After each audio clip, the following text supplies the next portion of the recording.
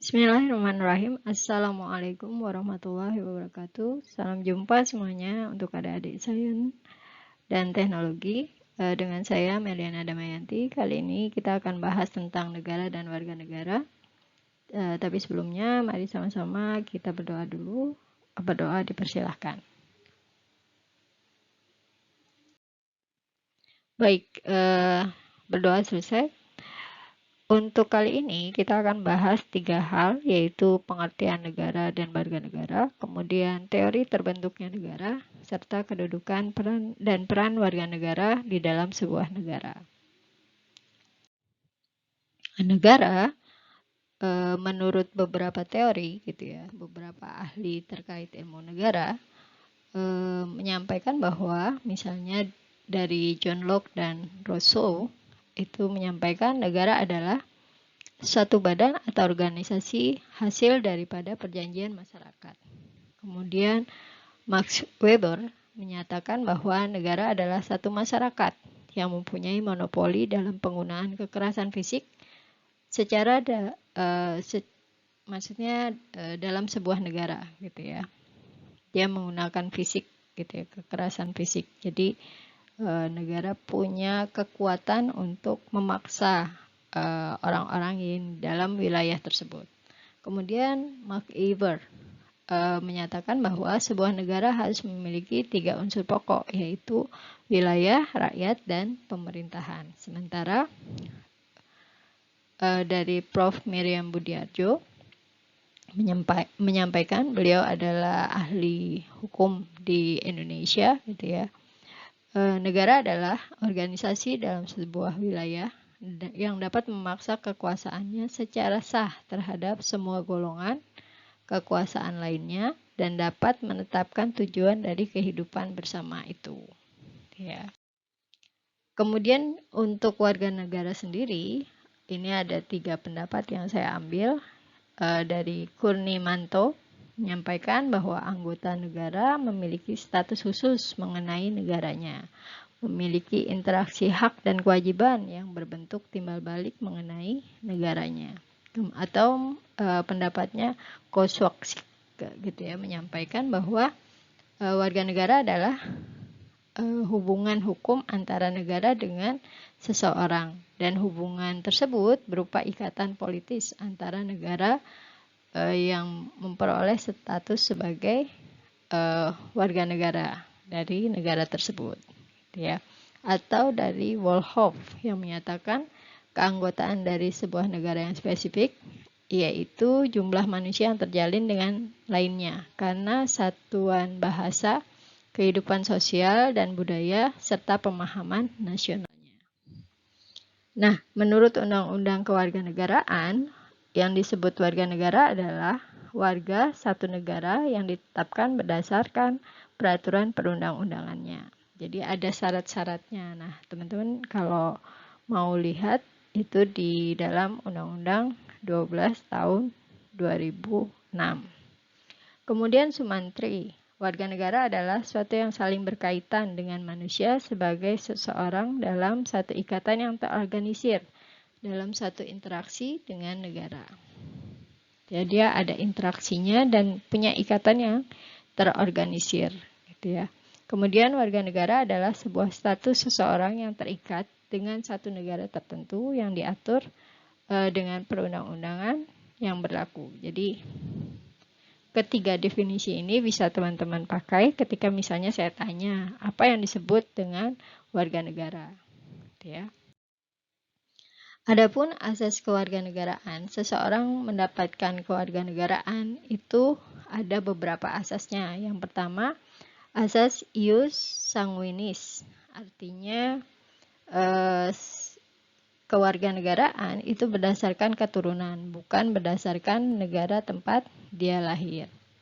Kemudian ada lagi asas ius soli, gitu ya.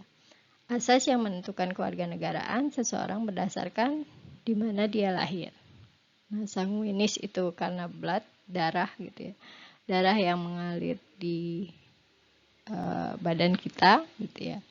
Kalau kita mau tahu kita dapat warga negara apa, lihat orang tua kita. Orang tua kita misalnya keturunan Belanda, ya kita dapat inilah hak untuk menjadi warga negara Belanda, gitu ya. Usually itu misalnya Mas Gali gitu ya. Mas Gali dengan pasangannya yang kebetulan pasangannya itu orang Perancis gitu ya. Kemudian ketika sudah hamil, istrinya hamil 8 bulan, pergi ke Perancis, lahiran di Perancis gitu ya. Nah, anaknya itu nanti bisa dapat kewarganegaraan Perancis karena dia lahir di sana. Gitu ya. Asas kewarganegaraan tunggal adalah asas yang menentukan satu kewarganegaraan bagi seseorang. Seseorang tidak dapat menjadi warga negara ganda atau lebih dari satu. Beberapa negara yang mempunyai kewarganegaraan ganda, misalnya Amerika, gitu ya. Amerika itu membolehkan adanya warga asing yang menginginkan warga negara Amerika. Kemudian kalau yang tunggal, kalau kita itu semi tunggal, jadi semi ganda, semi ganda. Jadi untuk anak-anak dari keturunan orang tua yang beda negara, maka dia akan mempunyai 2 kewarganegaraan sampai usia dewasa. Ya, usia dewasa itu 18 tahun dia harus menentukan salah satu kewarganegaraannya. Nah, ini asas kewarganegaraan ganda bagi anak-anak sesuai dengan ketentuan Undang-Undang Nomor 12 Tahun 2006. Anak-anak yang telah berusia 18 tahun harus menentukan salah satu kewarganegaraannya. Misalnya contohnya yang kita tahu itu kayak Cinta Laura gitu ya. Cinta Laura itu ayahnya Jerman, ibunya Indonesia. Nah, maka ketika 18 tahun dia harus menentukan mau jadi warga negara mana. Ya. Kemudian Undang-Undang 12 tahun 2006 tidak mengenal kewarganegaraan ganda, bipartit, atau tanpa kewarganegaraan, apartit, gitu ya. Kewarganegaraan ganda yang diberikan kepada anak merupakan satu pengecualian, makanya tadi disebut sebagai semi ganda. Ya. Kemudian terdapat satu negara dalam bentuk kewarganegaraan hanya menggunakan asas ius soli atau ius sanguinis saja, maka dapat mengakibatkan 2 kemungkinan yang jadi, yaitu bipartit atau apartit. Nah, ini adalah asas-asas kewarganegaraan yang khusus gitu ya. Asas kepentingan nasional yaitu asas yang menentukan bahwa peraturan kewarganegaraan mengutamakan kepentingan nasional Indonesia gitu ya. Dia harus ada kepentingan nasional gitu ya. Kemudian perlindungan maksimum.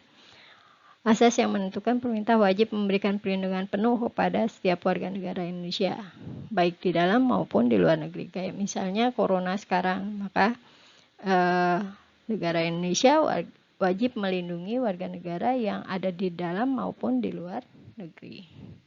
Ya, yang dia ada di kapal pesiar gitu ya, yang kemudian diisolasi sekian waktu, maka tetap harus mendapat perlindungan dari negara Indonesia. Kemudian asas persamaan di dalam hukum dan pemerintahan, ya, bahwa semua warga negara Indonesia, baik dia kaya, miskin, cakep, pendek, tinggi, dan semuanya hitam ataupun putih, mendapatkan perlakuan yang sama di dalam hukum dan pemerintahan. Kemudian asas kebenaran substantif, artinya ada prosedur pewarganegaraan seseorang tidak hanya bersifat administratif, tetapi juga ada syarat-syarat permohonan yang dapat dipertanggungjawabkan kebenarannya. Harus ada permohonan, dia minta.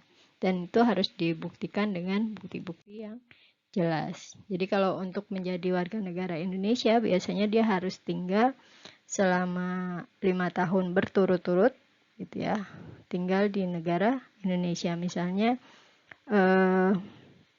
dulu itu ada kasus penyanyi dari Filipina, dia pengen jadi warga negara Indonesia, maka dia tinggal di Indonesia baru 2,5 tahun atau 3 tahun gitu ya, dia kembali lagi ke Filipina, Tapi kemudian dia tetap meminta adanya warga negara Indonesia, tapi tidak diberi karena dia belum stay di Indonesia selama 5 tahun berturut-turut. Jadi tidak boleh pulang ke negerinya.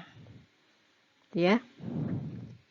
Kemudian asas non-diskriminatif, tidak membedakan perlakuan segala hal yang berhubungan dengan warga negara atas dasar suku, ras, agama, golongan, ataupun gender. Ya. Ajas pengakuan dan penghormatan terhadap hak asasi, yaitu menjamin perlindungan, memuliakan hak asasi yang umumnya, dan hak warga negara pada khususnya. Kemudian asas keterbukaan, gitu ya. Dan juga asas publisitas, menentukan bahwa seorang memperoleh atau kehilangan warga negara diumumkan dalam berita negara Republik Indonesia agar masyarakat mengetahuinya. Kemudian ini adalah teori terbentuknya negara. Negara itu terbentuk karena yang pertama ada teori yang mengungkapkan bahwa adanya negara sebagai bentuk pengakuan adanya Tuhan dan segala kekuasaannya. Jadi biasanya dia mengatasnamakan agama, ya. Kemudian negara terbentuk karena mutlaknya kekuatan dari misalnya partai politik tertentu, gitu ya, sehingga terbentuklah sebuah negara atau militer tertentu dan sebagainya, atau kekuatan keluarga tertentu, gitu ya. Kemudian yang ketiga, bentuk negara itu karena adanya konflik berkepanjangan sehingga manusia butuh kesepakatan dengan kelompok manusia lain. Jadi dibuat kesepakatan daripada berantem aja, gitu ya. Selanjutnya negara terbentuk karena kesamaan manusia satu dengan yang lain sehingga tidak boleh ada kekuatan yang dominan di atas lainnya. Gitu. Jadi win-win solution, gitu ya, untuk sama-sama menang lah, gitu. Maka dibentuklah digabungkan semua kekuatan untuk membentuk sebuah negara yang baru. Ya. Nah, ini teori ketuhanan. Sedikit penjelasannya, bahwa negara adalah ciptaan Tuhan, baik langsung maupun tidak. Negara timbul oleh pergaulan antar manusia yang ditentukan oleh hukum dan tata alam yang terjadi karena kehendak dan menurut hukum Tuhan. Ini dikeluarkan oleh Thomas Aquinas, ya. Kemudian ini teori kekuatan. Suatu negara terbentuk oleh adanya dominasi kelompok yang kuat atas yang lemah. Ya. Jadi yang kuat yang akan bertahan, dia yang akan mengancam, gitu ya, pihak yang lain. Nah, ini teori perjanjian.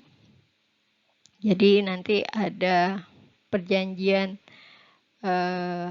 yang menentukan bahwa yang kuat yang bertahan, gitu ya. Nah, ini ada Leviathan. Leviathan itu digambarkan seperti raksasa yang besar, gitu ya, negara berkuasa penuh. Jadi manusia memangsa manusia lain, kemudian perang melawan sama atau antar kelompok, sampai kemudian adanya kesadaran untuk kelanjutan hidup, perjanjian antar penguasa dengan rakyat, sampai ada negara berkuasa penuh, gitu ya. Nah, ini teorinya Thomas Hobbes. Nah, perjanjian yang berbeda dikeluarkan oleh John Locke, bahwa adanya kesepakatan juga, gitu ya, manusia sebagai makhluk sosial, kemudian ada perjanjian antar individu dengan masyarakat sehingga terbentuk negara dengan tetap memperhatikan perlindungan hak asasi manusia hingga membentuk negara yang konstitusional, gitu ya. Jadi ini perjanjian masyarakat. Kemudian teori integralistik, gitu ya. Negara terbentuk karena adanya susunan masyarakat yang saling berhubungan. Kemudian menjamin semua kepentingan tanpa membedakan pusat atau daerah, kuat ataupun lemah. Nah, ini adalah unsur-unsur negara yang wajib teman-teman tahu, gitu ya, bahwa paling tidak ada dua hal, yaitu untuk membentuk sebuah negara, ada internal dan eksternal. Untuk internal itu ada 3 hal, yaitu secara de facto ada rakyat, secara faktanya gitu ya. Ada rakyat, ada pemerintah yang berdaulat, dan juga ada wilayah. Sementara eksternalnya harus dapat pengakuan dari negara lain. Nah, ini yang penting untuk kita gitu ya, untuk kita ketahui sebagai warga negara. Peran apa sih yang bisa kita bagi untuk negara gitu ya? Peran pasif adalah kepatuhan warga negara terhadap semua peraturan perundang-undangan yang berlaku. Misal pasif ya. Jadi kita cuma nurut aja gitu. Misalnya traffic light, misalnya lampu merah menyebutkan bahwa kalau merah itu berhenti, so stop aja gitu ya. Berhenti saja kalau memang sudah lampu merah gitu ya. Kalau hijau ya kita lanjutkan perjalanan gitu ya. Maka itu adalah salah satu peran kita, gitu, peran pasif kita. Kemudian peran aktif yaitu terlibat berpartisipasi dia dalam kehidupan bernegara, terutama yang mempengaruhi keputusan publik. Misalnya sekarang nih kita sedang menghadapi corona, maka kita peran aktifnya adalah mencerdaskan gitu ya masyarakat di sekitar kita untuk peduli terhadap ini gitu ya, dengan melakukan yang diminta, yaitu kenapa kita harus melakukan physical distancing atau social distancing gitu ya, karena penularan yang mudah dari virus corona ya dengan kita terlalu dekat gitu ya, dengan medianya itu adalah media dari air yang keluar dari mulut kita maupun dari hidung kita. Itu menjadi media untuk virus itu hidup. Nah, ini kemudian dijauhkan gitu ya, 1,5 meter atau 2 meter antara satu sama lainnya. Kemudian peran positif yang memberikan pelayanan negara untuk merupakan aktivitas warga negara untuk meminta pelayanan dari negara untuk memenuhi kebutuhan hidupnya. Peran positif ini contohnya misalnya fasilitas ya, fasilitas negara, misalnya kita punya Trans apa itu, Trans Jawa ya, Trans Banyumas itu. Nah, peran kita adalah pelayanan yang sudah diberikan oleh negara, maka kita jaga itu fasilitas yang ada gitu ya, settle busnya gitu ya, kita jaga, nggak kita kasih permen karet gitu deh yang nempel-nempel atau kita coret-coret gitu ya. Nah, peran positifnya adalah kita berperan gitu ya, terhadap pelayanan negara. Kemudian peran negatifnya menolak campur tangan. Peran negatif itu artinya kita berperan menolak gitu ya. Jadi misalnya ketika ada sebuah keluarga, mereka kemudian bertengkar, kemudian dia menolak gitu ya, Pak RT-nya masuk gitu ya, dalam ini urusan keluarga saya, nggak usah ikut-ikutan gitu. Tapi kondisinya mereka bertengkar itu sudah mengganggu lingkungan sekitar, maka perlu ditegur gitu ya. Baik, itu saja dari saya. Kalau ada pertanyaan, kita lanjutkan di forum yang sudah saya sediakan. Terima kasih.